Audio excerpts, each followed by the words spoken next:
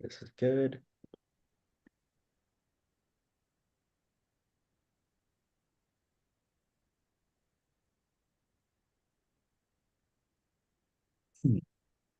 All right, everyone. We are here with Kristina DiPalo. Kristina is a leadership coach, keynote speaker, and strategic communications expert who helps individuals and organizations navigate periods of transformation and growth. As the founder of Elysian Communications, she has guided leaders and companies through complex change, cultural evolution, and leadership development. Known for challenging outdated assumptions and inspiring bold thinking, Kristina empowers people to break the definitions that no longer serve them and step into what is still possible, becoming their own iconoclast. And Kristina will be sharing with us today why your client is an icon. Here's why that changes everything. Kristina? Thank you, Ty. Thank you for that introduction. It's wonderful to be here. Yes, everything that Ty mentioned about me and my background and my work is true. I'd also like to add that I'm coming to you from New York City. I'm actually looking at the skyline right now. I live in New York City. Actually, I split my time between New York City and Northern California. I spent about 25 years, the first portion of my career in corporate America, working in the financial services as well as the biopharma industries. I then spent a decade building my own strategic communications consultancy, working with companies big and small, as Ty just referenced, companies that were going through a lot of change, grappling with it, going through mergers, spin-offs, large-scale reorganizations, and the rolling out of new capabilities that inevitably involve some difficult choices. These companies all had one thing in common. They were undergoing tremendous change. The work that I did for them as a strategic communications consultant involved helping them use language to explain what they were experiencing. It wasn't spin. It was honest communication about the promise and the pain that was involved in the changes that they were going through. I was fortunate enough to build soaring narratives intended to unite people and drive them to action, as well as frank and sober messages about disruption and the need to lead through that disruption with dignity. And I loved that work. I really did. It made me understand even more this deeply human capacity that we have to use language to create real, compelling stories that move organizations and people with far greater impact than any chart or spreadsheet ever could. And I came to also appreciate the fact that the leader is a linchpin in determining whether or not these real compelling stories move people to action or land with a thud. That connection actually led me to an opportunity in the first few years of my consultancy. A very close friend, a dear friend and colleague of mine, invited me to join him in an intensive 5-month coach training program. You know, as a strategic communicator, especially when working with executives, I learned that you often find yourself in coach adjacent situations, prepping a leader for a town hall meeting, helping them work on an industry address that they'll be giving in front of an important group of people, even helping them figure out how to roll out a new change or a new capability that might involve some painful decisions and changes for the people that they're communicating with. Starting to train as a coach felt like a natural career progression for me, one that married the work that I had previously done with work that I was interested in doing next. And that training program, that intensive training program, really was quite a joy to go through. It made me appreciate that one of the unique things about being a coach is that we are constantly learning, constantly gaining new skills and refreshing the ones that we have. So I applaud everyone who is tuning into this and committing yourself to your own natural progression and your own lifelong commitment to learning. I completed that training became an accredited leadership coach, and started to build a client roster. But the love of language that I had and the ability of it to move all kinds of human interaction still remained very strong in me. That love, along with changes that were happening to me personally, brought me to start to think about the role that language plays in how we define ourselves as leaders and as people. The symbolic, the identifiable, the labels that we knowingly and sometimes unconsciously attach to ourselves. And I began to think about creating a framework that would marry language and how we use it to identify ourselves, create our own self-determination, our own sense of autonomy, and how to use that to help people and organizations going through great challenges as well as great opportunities. A framework that would be relevant across both personal and professional spheres in life. A framework that I guess you could call iconic. It begins and ends with what it means to be an icon, how your clients are icon, and how, in many ways, we are all icons, and how, as a coach, you can use this understanding of how people build iconic representations of themselves to help the leaders that you work with. So, I'm going to spend some time talking about how we build our own identity, our own sense of iconic characteristics, how we can recognize when we enter periods of great misalignment, when we're not really acting in a way that is aligned with who we know ourselves to be, and how we can make ourselves open to breaking that model that's not working for us anymore, becoming an iconoclast, so that we can move through these challenges and get ourselves to our next phase of growth. And this framework can support you as well in how you coach your clients. Before we jump in, though, I do want to make an offer to you. I've asked the event team to include it in the chat. It is a free quiz that I created, my iconic quiz, that can help you see where you are in your own iconic representation and how truthfully you are living into that at this point in time. As an executive coach or someone who is interested in becoming an executive coach, the more that you can discover your own iconic representation and its own present state can help you embody this presence and apply it to the people that you're coaching. So I invite you to look at it at kristinadipalo.com/quiz. I'd like to paint a picture for you. You have been brought in to coach a new client, a leader, a senior leader who is on their way to the C-suite. They are a consistent performer, well-liked, strong both operationally as well as strong as a people leader. They have been given a big assignment, and for the first time, they are floundering. It's a new experience for them because every other developmental opportunity that they have had, they have met with growth and success. Even though those opportunities have not been perfect and mistakes have been made, they have learned from those mistakes, recovered, and gained new and valuable skills along the way. But this time it's different.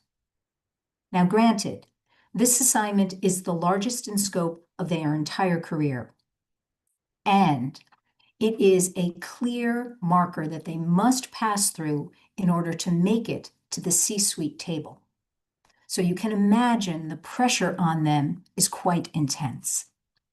They're starting to exhibit behaviors such as slow and inconsistent decision-making, and over-attention on small details that is undermining the confidence of their team, and over-reliance on a subset of team members, when in the past they have spread operational and executional responsibilities across their entire team.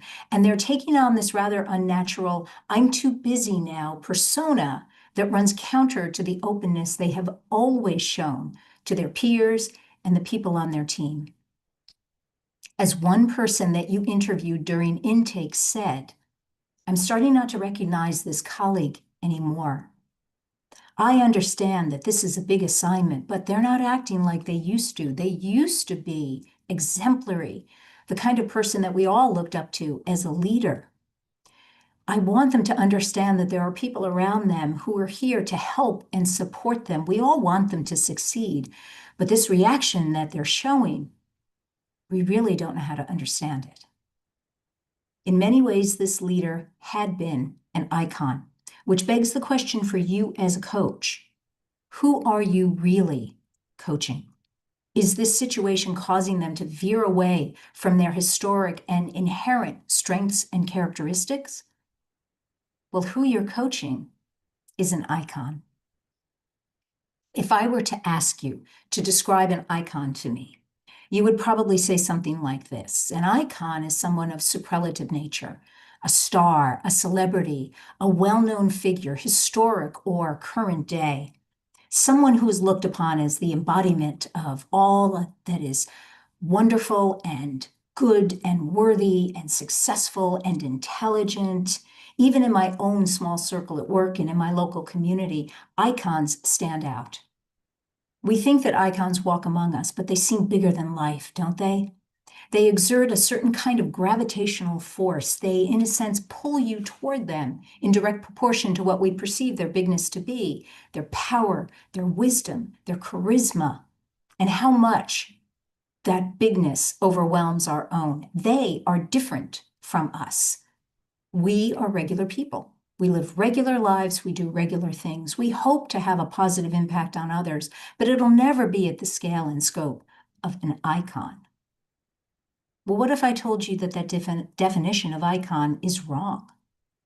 What if I told you that you are an icon, that your client is an icon, that we're all icons? The truth is, we humans are not born with a ready-made sense of who we are and who we want to be. We go through so many developmental stages from birth forward, things like recognizing our face in the mirror, to learning who we can trust, to understanding what it means to be part of a community, a peer group, a family. During our preteen and adolescent years, we start to look to others who embody characteristics and aspirations and ambitions that we want for our own, to our heroes and those that we admire as we create the person we want to be throughout our life. And the development of this self-identity walks hand in hand with how we use language to communicate, to unite, and to engage. We communicate to do many things, to get our ideas across, to protect us from harm, to move things forward, to create bonds. But communication itself is essentially the creation of shared meaning. And language, the backbone of communication, whether it is spoken or written, nonverbal or symbolic, language itself is very important to us as we embark on our creative process of self-definition. And we use language in all of its forms, including the language of our actions, to capture who we want to be and who we want others to see us as. The study of the development of identity in psychology began in earnest in the last century, the 20th century. Mid-century researchers Erik Erikson and James Marcia began observing and studying the phases that humans go through as they build identity, cataloging both the positive and healthy patterns and approaches with those that can create confusion and negative self-impressions. Erikson identified and defined identity development as a transition from a state or feeling of uncertainty about one's self-perception and the perception that others hold of you to a continuity or sameness in how you look at yourself and how you are perceived by others. In other words, you eventually become grounded in your sense of who you are, and you're able to see that sense of self reflected back to you by others. You are aligned. Erikson created a multi-stage model of psychosocial development from birth throughout life. It kind of serves as a yin and yang of both positive and negative outcomes when it comes to identity development. The fifth stage, identity versus role confusion, happens roughly between the ages of 12 and 18. and it is a particularly critical one. That is the time when, hopefully, we arrive on a sense of wholeness in terms of clarity on who we are and how we wish to be perceived by others. For Erickson, each time you move through one of these stages, the hope is that you get to the ultimate point of a very well-formed and well-defined ego that you can balance with the pressures of society. Now, for Marcia, his goal was to build on the foundation that Erickson had laid out, to measure and validate what he called identity statuses that are meant to outline and catalog the way that we go about the task of developing our identity. For Marcia, he came up with 4 specific statuses with 4 specific outcomes. The first is identity achievement. This is characterized by the person who is very clear about who they are and how they use that knowledge to act consistently throughout their personal life and their professional life. It becomes the way that they operate, their operating system. Then there's identity diffusion. This is characterized by the individual who is either unwilling or unable to land on a specific aligned sense of self. The next status is called moratorium, and it's similar to identity diffusion, except while this individual has not landed on an aligned sense of self, they're very desirous of solving that problem, so they are continuing to work at it. And finally, the 4th status is called foreclosure. This is characterized by the person who is living someone else's definition of who they should be. It's sort of akin to walking around in somebody else's shoes. Both Erickson and Marcia gave us useful frameworks that we can use to understand a very common, a very typical process that we all go through as we build our sense of self. It's a framework in which the concept of us all being icons is resonant. What happens to us when we go through our creative process of building our identity? Well, as we find grounding in forming our sense of self and how we wish to be perceived, we take in our own experiences of ourselves as well as the expectations of others in our immediate societies, like our family, our friends, our schoolmates, for example. And then we try and balance that, try and reach beyond just that little community of ours to people in the broader community, to people who are known socially or culturally, even historically. We begin to turn to what we call our heroes and our icons. Think about your own experience. Who were the people that you looked up to as you were forming your sense of your own identity? What did they mean to you, these icons? What is it that you gained from them, and what did you want to gain from them? We turn to our icons to help fashion ourselves into complex and multi-layered beings. We balance reflecting the roles given to us by our family and our immediate community with what we aspire to become on our own, balancing external expectations with our own sense of self-determination and autonomy. And we want this self-creation to feel right, or as Erickson puts it, to feel whole. We look to the heroes of our youth, sports figures, celebrities, people well-known socially, and we also pull from people in our family and community that we admire. So how does all of this connect to the idea that we are all icons? It's important to understand first what an icon is. An icon, in simple terms, is an image, a representation, a likeness.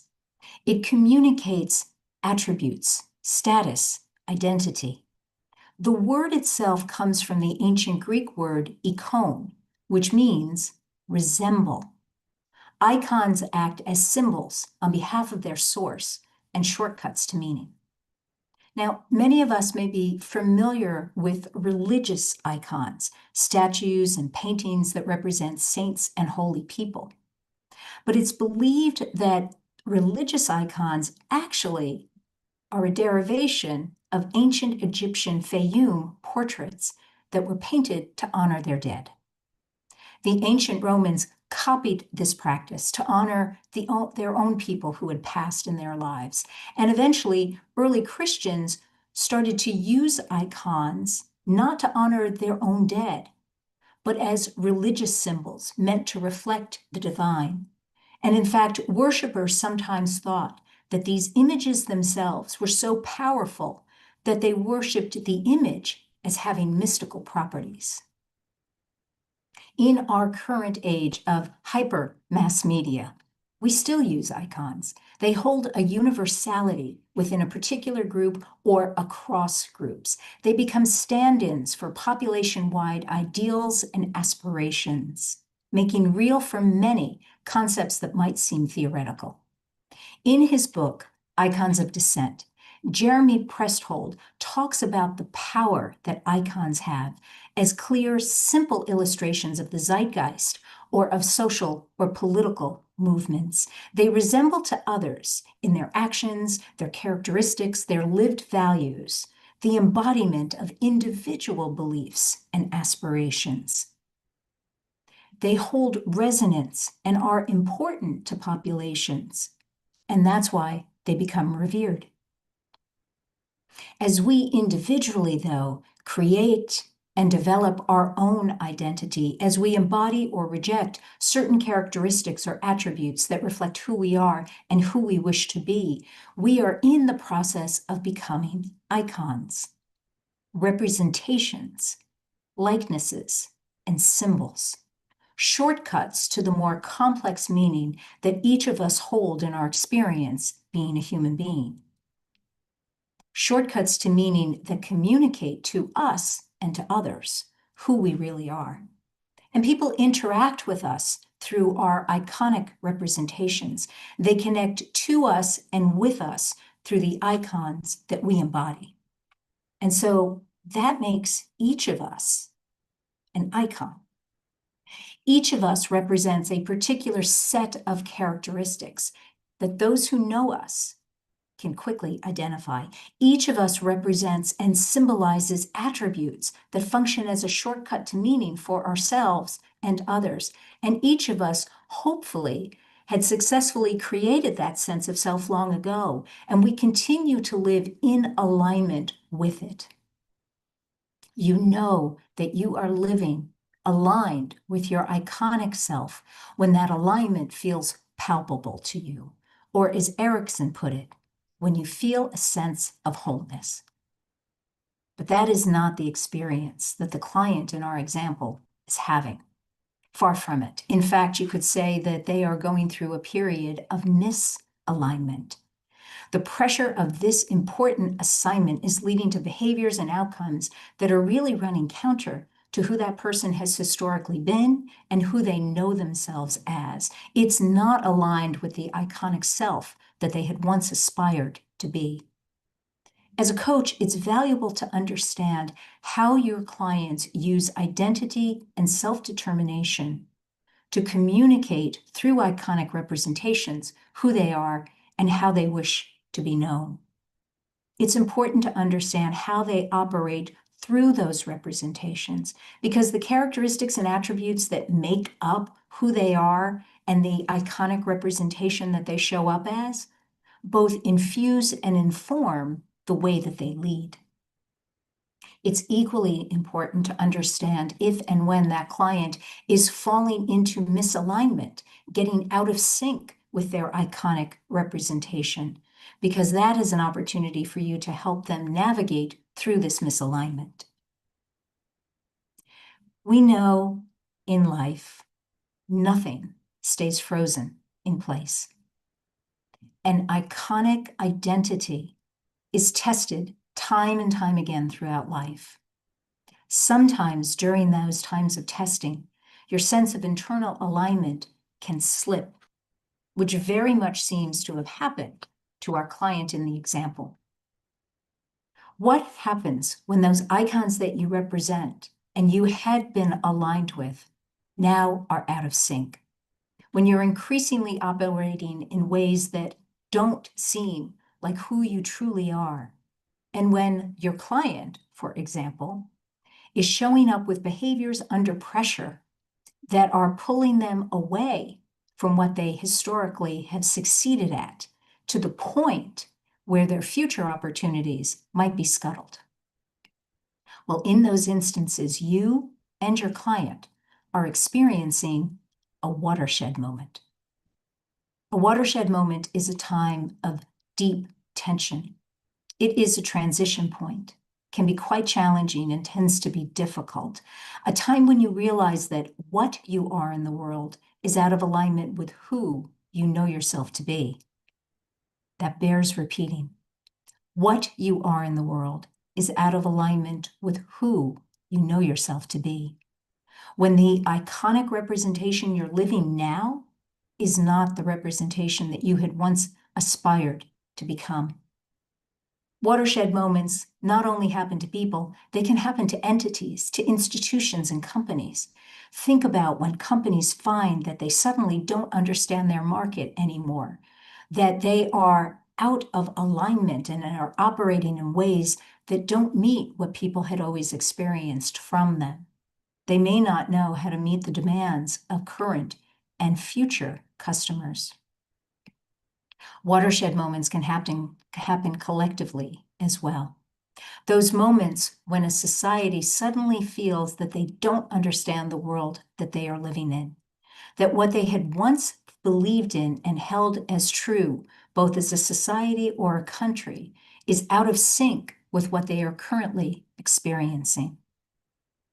Now, in these watershed moments, whether they are driven in your career or your personal life, they are moments of choice. They could be the culmination of hundreds of subtle day-by-day compromises, compromises that may have felt important or necessary at the time that you made them, but compromises nonetheless that pull you away from your true self. They can make you question things that you once held as true. They can make you feel stuck between the life you once imagined and the one that you are living. And they can force you to have to realize, if I continue with this, I'm going to see diminishing returns and potentially reversal. In the case of our client, how can you help them identify that they are in a watershed moment? Because as their coach, that's a very important thing to do. Because, as I noted, a watershed moment is a moment of choice. It's not a period to just pass through. Not making a choice is a choice as well. A choice that may lead your client to outcomes that are less than optimal. So how can you help your client identify whether or not they are in this moment? Well, in some ways, the client may come to you. They may not describe it as a watershed moment, but they may share with you this sense of misalignment, this tension, this sense of overwhelm that they are going through. You may also be able to determine whether or not they're going through a watershed moment by just observing their behaviors, by talking to their peers, their leaders, their teammates, finding out what they're experiencing from this individual now versus what they experienced from them in the past. And then, of course, as a coach, you have an opportunity to probe with your client as well. You can ask them questions about how confident and aligned they're feeling in the way that they're dealing with this particular assignment and how they're operating. What feedback they're getting from other people that may seem strange or out of alignment with the type of encouragement and feedback they've gotten before. How they are feeling, specifically feeling, get them to tell you in concrete words how they are feeling and experiencing this current assignment versus successful assignments in the past. And you can even ask them to take a moment or two and consider possibilities. What might happen if this misalignment is not dealt with? As you explore with the client, it's important to reiterate that concept of choice that I mentioned a moment ago. Very, very important, because you want them to be active in their own coaching, not just passive. There's something else to consider with a watershed moment, and that's the concept of resilience. Because recognizing and navigating through a watershed moment is a hallmark of resilience. It's an opportunity to grow and deepen the resilience that already exists within that individual. It's a time where they can choose how they want to respond to the present and how they want to shape their future. Moving through a watershed moment allows your client to move to another level of the iconic framework that we've been discussing, and that's becoming an iconoclast. We often think of iconoclasts as people who are outside of conventional society, marching to the beat of their own drum, provocateurs who push forward ideas and debates just to spur conversation. But really, though, that's not at the heart of what an iconoclast is. An iconoclast is a breaker of icons.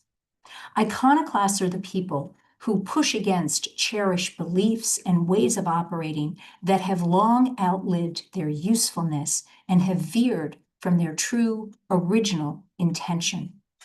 They do so by wanting to pull back to that truth and cut away what's getting in the way of it being realized.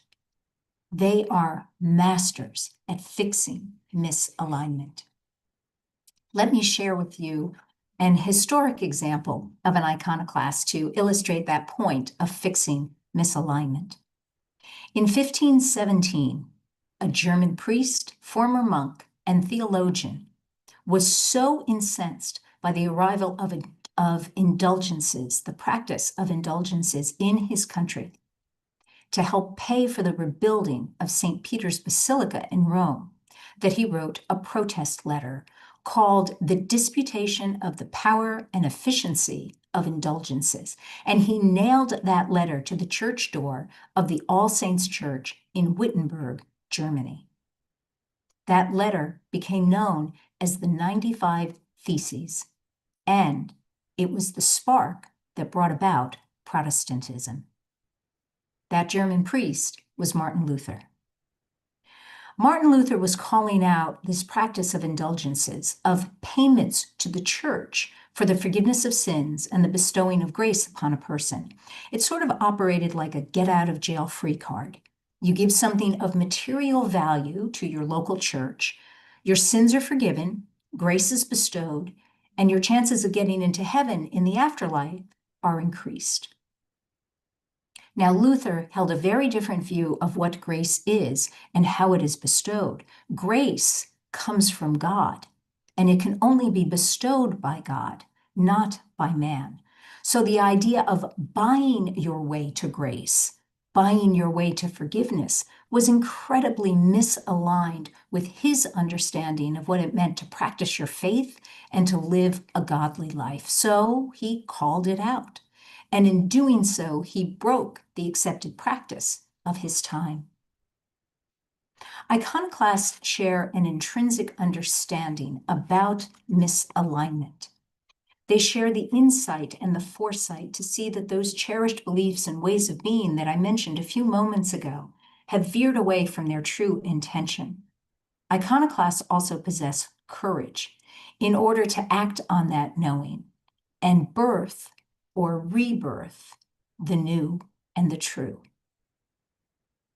When we take the example of our floundering executive, well, clearly this is a person who is operating in ways that are not working anymore. They have drifted away from the strengths and characteristics that had historically brought them success and had made them an example in their company. There's something that is blocking them, something about this big assignment that is causing them to veer away in many respects from themselves.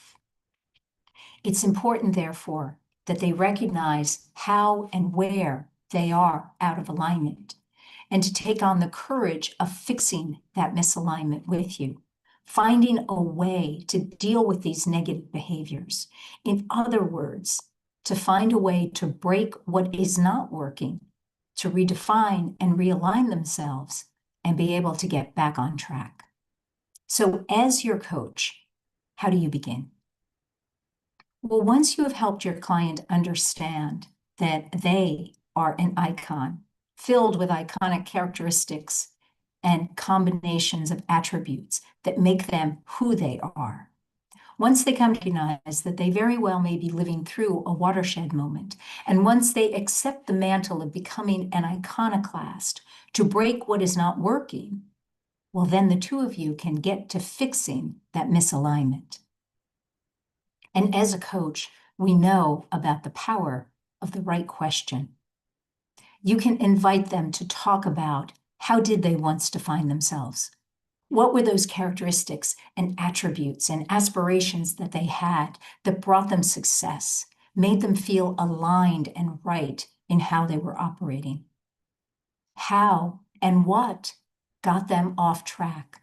What about this particular assignment is pulling them into areas that are not aligned with who they really are? What characteristics, attributes, and aspirations do they still want to hold on to? And what, perhaps, of their past need to evolve so they can continue to grow? How do they want to make this new, redefined iteration of themselves come to life in how they act and how they live? And what resources and support do they need to make this change and continue to be successful?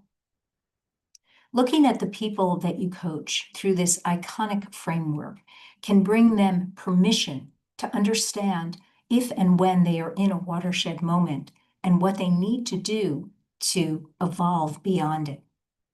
It can help them see themselves through that iconic lens, that set of iconic characteristics and attributes that they had formed long ago, and when they were aligned with it, had been bringing them great success.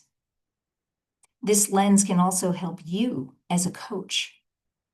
You know, the truth is, the most powerful coaching experiences that we have are when we coach the whole person instead of just the presenting problem. When we help our clients understand where they are, what is misfiring, and help them gain accountability to be able to solve their own issues, well, that can create a tremendous amount of satisfaction and reward for us as coaches. In this example that we've been playing with, there are certain outcomes that can happen from using this approach. The client can proactively learn how to identify what it is about this assignment that is driving these negative behaviors and this sense of internal misalignment, so they can determine how they want to proactively operate going forward and avoid misalignment in the future. It can help the client take a really hard look at the characteristics and attributes that they had fashioned for themselves and to determine whether or not all of those still hold relevance or if some of them need to evolve over time. And finally, it can help them gain insight into the blockages with this particular assignment so they can learn from it and grow. You know, my philosophy and approach to coaching adheres to the principles of the International Coaching Federation, or the ICF. I truly believe that our job as coaches is to co-create a trusting environment where thought-provoking and creative processes can be used so our clients can reach their maximum potential both personally and professionally. You know, as coaches, we don't direct, we don't give advice. Our job is to ask powerful questions, to hold a mirror up to our clients, to push back on them where warranted, respectfully, of course, and to help them gain accountability for their own growth. Now, what I have shared with you is a framework that you can use with your clients to help them see where they are misaligned as they're experiencing challenges. A lens that they can use to help see and determine what their true iconic characteristics are and how they want to live aligned to them. As you use this framework, I know that you will give credit to this session as well as the work that I've shared, because as coaches, we always, through our professional ethics, share credit with each other. And I would love to know how it's going as you apply this framework with your clients. So please feel free to reach out to me at contact@kristinadipalo.com. And please don't forget to take advantage of that iconic quiz that I mentioned a while ago. You can find it at kristinadipalo.com/quiz. And if I can just add as we close, when I think about my own icons that meant a lot to me as I was growing up in New Jersey, there are a few women that I want to call out. The women that really helped me outside of my family group and community determine how I wanted to define themselves were women like Debbie Harry and Shirley Chisholm, Billie Jean King, and New Jersey Congresswoman, Vogue editor, and diplomat Millicent Fenwick. And I encourage you to look her up. She was a very interesting woman. These women were cool and complex. They were courageous. They held class. They had the characteristics that I one day wished to embody when I became an adult. I learned over time that not only is this lens of looking at things through icons and iconoclasts helpful for us personally, it's also helpful for us as coaches, as leaders, and as members of our community. So I want to thank you all for tonight. This has been wonderful. I've loved sharing this framework and these ideas with you. That was amazing. Thank you, Kristina. Thank you, Ty. There's a word that's going to stand out now. I will never look at iconoclast in a different way again. It's going to be forever something that I have associated to what you've just shared with us. Kathy, what are your thoughts? I just took 3 pages of notes, Kristina. Well, thank you. When I started, my pen was not working. I'm like running, trying to grab a pen so that I could get everything written down because there was so much in that. And I like what Dr. Ty said, because I never really thought about like iconoclast in a way that could be leveraged inside of coaching. I mean, it's a really unique lens. And I think we're always talking about with the people that we're coaching, like, what do you value? What are the characteristics? What did you want to be when you grew up, right? But we never frame it in the way that you've like kind of wrapped this up and kind of given us this opportunity to even take the quiz to go back and start to revisit those ideas. I just really, really appreciate that. And it's such a unique perspective. Thank you. Thank you. It's been wonderful to be able to share it and be able to talk about it. I've been talking about it now for about a year. No, actually over a year from sort of the original, the first little germ, kind of talking about it just from a personal level. But the expansion of it and how fungible this framework and this idea is. I think as coaches, Kathy, we're always looking to find ways to be able to help the people that we're working with. And to help them, as I said, we're coaching the whole person, not just the problem, because the person has to be able to understand what's going on and to take accountability for their own growth. So I find that, this way of framing and thinking of ourselves as we're everyday icons. We're all icons. We all represent things. We all benefit from being conscious and aligned in how we represent those things. And we all benefit from, taking a look at them when we're feeling out of alignment and breaking what's not working. So, if it's a modality that works and helps people, well, I think that's great. So, Kristina, in the year that you've been talking about this, what's sort of been the most monumental example that you've seen where this has been taken on, adopted, and now materialized or manifested? It's still early in trying to get this idea out, even though, I've been at it, as you note, for a year or more, because it is just a different set of thinking. I was able to deliver a talk at Oxford last year about it, which was really beneficial. I use it in sort of a clandestine way with my clients when we talk about their characteristics and their attributes.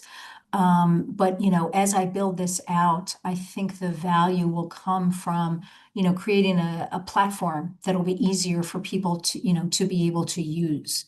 So, I think there's a lot of runway there.